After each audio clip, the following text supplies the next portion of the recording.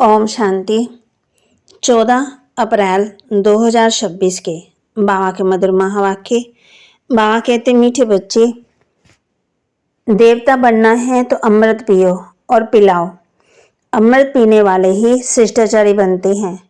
देवता बनना है तो अमृत पियो और पिलाओ। अमृत पीने वाले ही शिष्टाचारी बनते हैं। प्रश्न, इस समय सतयुगी प्रजा किस आधार पर तैयार हो रही है? प्रश्न, इस समय सतयुगी प्रजा किस आधार पर तैयार हो रही है? उत्तर, बाबा कहते, जो इस ज्ञान से प्रभावित होते हैं बहुत अच्छा कहते हैं, लेकिन पढ़ाई नहीं पढ़ते, मेहनत नहीं कर सकते, वे प्रजा बन जाते हैं। प्रभावित होना माना प्रजा बनना। सूर्यवंशी राजा रानी बनने के लिए तो मेहनत चाहिए। पढ़ाई पर पूरा अटेंशन हो, याद करते और कराते रहें तो ऊंच पद मिल सकता है। गीत तूने रात गवाई सो के। ओम शांति। बच्चों ने गीत सुना कि हमारा जीवन हीरे जैसा था, अब कोड़ी जैसा हो पड़ा है। ये तो कॉमन बात है। बाप बहुत सहज रीति समझाते हैं, जो कोई छोटा बच्चा भी समझ सके। सत्यनारायण की कथा सुनाते हैं तो छोटे छोटे बच्चे भी बैठ जाते हैं, परंतु वह सत्संगों आदि में जो सुनाते हैं वह सब कथाएं हैं। कथा कोई ज्ञान नहीं है, बनी बनाई कहानियां हैं। गीता की कहानी, रामायण की कहानी, बिन बिन शास्त्र जिनकी कहानियां बैठ सुनाते हैं, वह सब है कथाएं। कहानियों से कोई फायदा होता है क्या? यह है सत्यनारायण की अर्थात नर से नारायण बनने की सच्ची कहानी। ये सुनने से तुम नर से नारायण बन जाएंगे। ये अमर कथा भी हुई। तुम निमंत्रण देते हो कि आओ, अमर कथा तुमको सुनाए तो तुम अमर लोक में चले जाएंगे, तो भी कोई नहीं समझते। शास्त्रों की कहानी सुनते आते हैं, मिलता कुछ भी नहीं है। जाएंगे लक्ष्मी नारायण के मंदिर में, चलो दर्शन करके आए, महात्मा का दर्शन करके आए। ये एक रस्म रिवाज चली आई है। ऋषि मुनि आदि जो होकर गए हैं उनको माथा टेकते आए हैं। पूछो रचना और रचना की कहानी का पता है तो कहेंगे नहीं। अभी तुम बच्चे समझते हो कि ये रचना और रचना की कहानी तो बहुत सहज है, अलग और बे की कहानी है। बल प्रदर्शनी में आते हैं तो वह कहानी तो ठीक सुन लेते, परंतु पवित्र नहीं बनते। समझते हैं ये विकारों में जाने की रस्म रिवाज तो शुरू से है। मंदिर में देवताओं के आगे जाकर गाते हैं, आप संपूर्ण निर्विकारी हो, फिर बाहर आकर कहते हैं विकार में जाना तो अनादि है। इस बिगड़ दुनिया कैसे चलेगी? लक्ष्मी नारायण आदि के भी तो बच्चे थे ना। ऐसे कह देते हैं तो ऐसे को क्या कहें? मनुष्य का मर्तबा तो दे न सके। बाप कहते, देवता भी मनुष्य थे, कितने सुखी थे। लक्ष्मी नारायण के राज्य में तुम बच्चों का बाबा बहुत सहज बात बताते हैं। बरोबर यहाँ भारत में स्वर्ग था, लक्ष्मी नारायण का राज्य था। चित्र भी है, ये तो सब मानेंगे कि सतयुग में उन्हों का राज्य था। वहाँ कोई दुखी नहीं था, संपूर्ण निर्विकारी थे। उन्हों के मंदिर भी बड़े बड़े बने हुए हैं।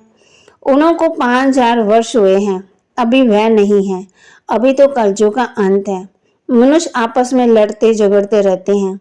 भगवान तो ऊपर ही रहते हैं निर्वाण धाम में। असल में हम आत्मा वहां रहती हैं, यहाँ पाठ बजाने आती हैं। पहले हम लक्ष्मी नारायण के राज्य में थे, वहां बहुत सुख आनंद था। फिर इसको 84 जन्म लेने पड़े, गाया भी जाता 84 का चक्कर। हमने सूर्यवंशी में 1250 वर्ष राज्य किया है। वहां अथाह सुख था, संपूर्ण निर्विकारी थे, हीरे जवाहरात के महल थे। हमने राज्य किया, फिर 84 जन्मों में आना पड़े। ये वर्ल्ड की हिस्ट्री ज्योग्राफी का चक्कर फिरता रहता है। आधा कल सुख था, राम राज्य में थे, फिर मनुष्यों की वृद्धि होती गई। सतयुग में 9 लाख थे, सतयुग आदि अंत में वृद्धि होकर 9 लाख से 2 करोड़ हो गए। फिर 12 जन्म त्रेता में बहुत सुख चैन में थे, एक ही धर्म था। फिर क्या हुआ? फिर रावण राज्य शुरू हुआ। राम राज्य और रावण राज्य देखो, बहुत सहज रीति से समझाता हूँ। छोटे छोटे बच्चों को भी ऐसे बताना चाहिए। और क्या हुआ? बड़े बड़े सोने के, हीरे के, जवाहरात के महल अर्थवेग में अंदर चले गए। भारतवासियों के विकारी बनने से ही अर्थवेग हुई। फिर रावण राज्य शुरू हुआ। पवित्र से अपवित्र हो गए। कहते भी हैं सोने की लंका अंदर चली गई। कुछ तो बचा होगा ना, जिससे फिर मंदिर आदि बनाए होंगे। भक्ति मार्ग शुरू हुआ, मनुष्य विकारी होने लगे। फिर रावण राज्य चला तो आयु भी कम हो गई। हम निर्विकारी योगी से विकारी भोगी बन गए। जथा राया रानी तथा प्रजा सब विकारी बन गए। ये कहानी कितनी सहज है। छोटी बच्चियां भी ये कहानी सुनाए तो बड़े बड़े आदमियों का मुंह नीचा हो जाए। अभी बाप बैठ सुनाते हैं, वही ज्ञान का सागर पतित पावन है। अच्छा, द्वापर में भोगी पतित बन गए। फिर और धर्म भी शुरू होते गए। अमृत का जो नशा था वह खलास हो गया। लड़ाई झगड़े होने लगे। द्वापर से लेकर हम गिरे। कलयुग में हम और ही विकारी बने। पत्थर की मूर्तियां बनाते रहे, हनुमान की, गणेश की, देवियों की। पत्थर बुद्धि होने के तो पत्थर की पूजा करने लगे। समझती थी कि भगवान पत्थर ठिक्कर में है। ऐसे करते करते भारत की ये हालत हो गई। बाप कहते हैं, अब फिर कहते हैं कि विकारों को छोड़, अमृत पीकर पवित्र बनो, फिर आ जाए लो। विकारों को छोड़ो, फिर तुम मनुष्य देवता बन जाएंगे। परंतु विकारों को छोड़ते नहीं हैं। बाप कहते हैं, तुम समझती हो कि अमृत पीने बिगर हम देवता कैसे बनेंगे? सतयुग में तो रावण होता ही नहीं है। बाप कहते हैं, जब तक शिष्टाचारी नहीं बनेंगे स्वर्ग में नहीं आ सकेंगे। जो शिष्टाचारी थे वह अब भ्रष्टाचारी बने। फिर अब अमृत पीकर शिष्टाचारी बनना है। बाप कहते हैं, माँ में कम याद करो। जितना धारणा के लिए मुख्य सार, पार्श्व बुद्धि बनने के लिए पढ़ाई पर पूरा पूरा ध्यान देना है। पार्श्व बुद्धि बनने के लिए पढ़ाई पर पूरा पूरा ध्यान देना है।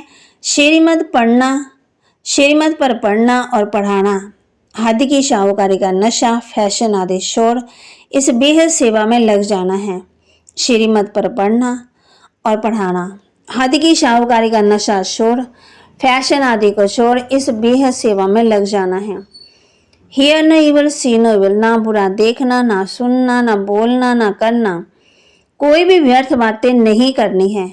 किसी पर प्रभावित नहीं होना है। सबको सत्यनारायण की छोटी सी कहानी सुनानी है। वरदान, नए जीवन की स्मृति से कर्म इंद्रियों पर विजय प्राप्त करने वाले मर्जीवा भव। नए जीवन की स्मृति से कर्म इंद्रियों पर विजय प्राप्त करने वाले मर्जीवा भव। जो बच्चे पूरा मर्जीवा बन गए उन्हें कर्म इंद्रियों की आकर्षण हो ही नहीं सकती। मर्जीवा बने अर्थात सब तरह से मर चुके, पुरानी आयु समाप्त हुई। जब नया जन्म हुआ तो नए जन्म नए जीवन के कर्म इंद्रियों के वश कैसे सकते? ब्रह्मा कुमार कुमारी के नए जीवन में कर्म इंद्रियों की वश होना क्या चीज है? क्या चीज होती? इस नॉलेज से परे शुद्धपन का जरा भी चांस, बाबा कहते शुद्धपन का जरा भी सांस अर्थात संस्कार कहाँ अटका हुआ ना हो। शुद्धपन का जरा भी सांस अर्थात संस्कार कहाँ अटका हुआ ना हो। स्लोगन, अमृत वाले दिल से परमात्म स्नेह को संभालो और कोई भी स्नेह अपनी तरफ खींच नहीं सकता, आकर्षित नहीं कर सकता। अमृत वाले दिल में परमात्म स्नेह संभालो तो फिर और कोई स्नेह अपनी तरफ आकर्षित नहीं कर सकता। अव्यक्तिशाली महान बनने के लिए मधुरता नम्रता का गुण धारण करो। अगर महान बनना है, संगठन में सफलता प्राप्त करने के लिए सदा नम्रचित के तख्त पर विराजमान रहो। इसी तख्त पर बैठ जिम्मेवारी का ताज धारण कर भविष्य की पदवी बनाओ। तख्त में उतरना नहीं है, इसी पर बैठकर काम करो तो सफलता मिलती रहेगी। इसलिए पहले आप का पाठ पक्का करो, इससे आपके संस्कार सबके साथ सहज ही मिल जाएंगे। कब? संगठन में सफलता प्राप्त करने के लिए सदा नम्रचित्त के तख्त पर विराजमान हो। इसी तख्त पर बैठ जिम्मेवारी का ताज धारणा कर भविष्य की पदवी बनाओ। तख्त से उतरना नहीं है, इसी पर बैठकर काम करो और सफलता मिलती रहेगी। इसके लिए पहले आपका पाठ पक्का हो, इससे आपके संस्कार सबके साथ सहज ही मिल जाएंगे। तो बाबा के महावाक्य को लाइक करें, शेयर करें, सब्सक्राइब करें और अपने जीवन में जरूर जरूर धारण भी करें। ओम शांति।